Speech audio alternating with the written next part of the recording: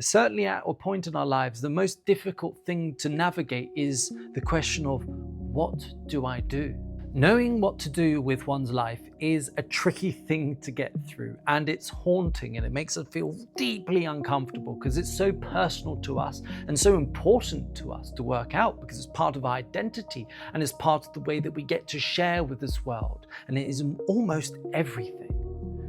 And I'm not here to tell you exactly what to do, but maybe there's some tools that will help you out.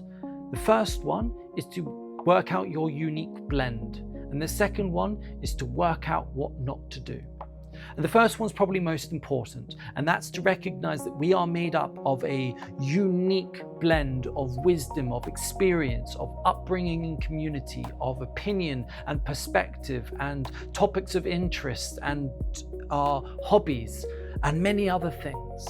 And you'll find that between a few of them and many of them, the intersection is a unique link, a unique perspective that can only be gained by the fact that you hold two very different, strange things that no one else holds. And in the middle of them, there's some creativity, something new that it can come from. And to recognize that you yourself will definitely have this combination that no one else on the planet has. And from there, that's where you can bring to the world. And I'm not saying do this as a career, but to recognize that you will get a lot of meaning if you lean more into it. Maybe include it more as your hobbies or your side projects, but also within your career yourself. You'll find that the thing that you're doing in your job will have a link to something abstract that no one else in your building has, and you'll be able to bring something useful from the team from that. You find that almost all the very interesting studies come from these strange interlinks.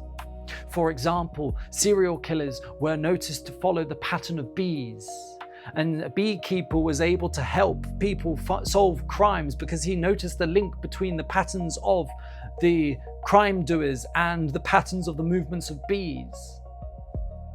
I don't know what your unique link is, but know that that's where our power, that's where our wisdom comes from, that's unique to us. Now for the second thing. And the second thing is actually more easily able to be done. And so recognize it as important as well. And it's knowing what not to do. Our system will tell us if we don't like it.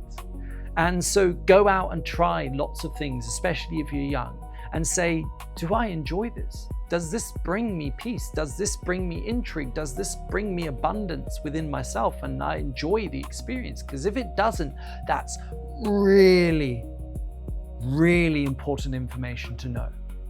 And it doesn't mean throw out the baby with the bathwater and just quit immediately, but it means start steering the ship.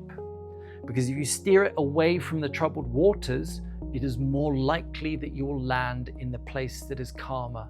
So in summary, you've got a unique blend, lean into that. Secondly, work out what you don't want to do. If you found these conversations useful, I'd appreciate your support in whatever that means. I really encourage you to talk in the comments here, but also, probably more so, go and talk to a friend, go and talk to a family about this in the real world, because that's where you process and you work out things. And the real puzzle solving comes is where you take these ideas and you go and discuss it with someone else. If this is the only time that I get to see you, then thank you for your time. And if I'll see you again in another time, I look forward to it. Until then, bye-bye.